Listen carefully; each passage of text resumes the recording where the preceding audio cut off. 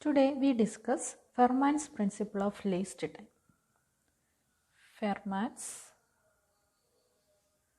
principle of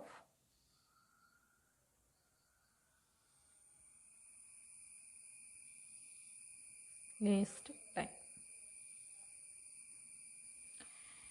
According to this principle, when a ray travels from one point to another point through a set of media, out of all possible paths, it always follows that the path along which the time taken is minimum. That is, when a light ray travels from one point to another point, that ray follows that the path along which the time taken is minimum. Minimum time ഏത് പാത്തിൽ കൂടിയാണോ എടുക്കുന്നത് ആ പാത്താണ് ആ light ray prefer ചെയ്യുക. This principle is called Fermat's principle of least time. Suppose a ray of light travels from P to Q. There are several possible paths like PAQ, PBQ, then PCQ. According to Fermat's principle of least time, the ray will choose the path in which the time taken is minimum. That is, the ray choose the path in which the time taken is minimum. Here it is PAQ. The light ray prefer the path PAQ because this path takes minimum or least time. Minimum or least time. Let dt be the time in which light travels a distance ds in the medium. ds in the medium. dt the time in which the light travels a distance ds in the medium. Then dt is equal to ds by v. We know mu is equal to c by v. v is equal to c by mu.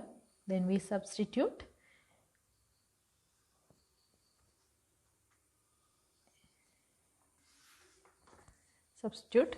dt is equal to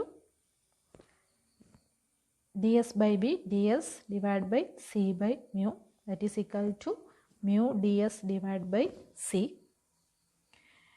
The time required to travel from P to Q is integral over dt, that is equal to integral mu ds divided by c. P to Q. P to Q. So, T is equal to 1 by C integral over P to Q mu ds, where mu ds is called optical path. According to Fermat's principle of least time, the ray will take the path for which the time taken is minimum. So, delta T is equal to 0. Delta T is equal to 0 because the ray will take the path for which time taken is minimum. Delta T is equal to 1 by C P to Q mu ds is equal to 0.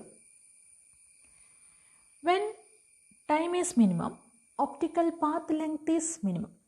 When time is minimum, optical path length is also minimum. Since C is a constant. Since C is a constant. When time is minimum, the optical path also is minimum because C is a constant.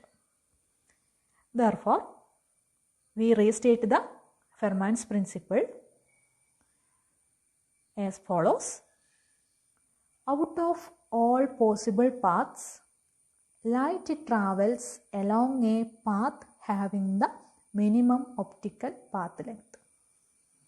That is,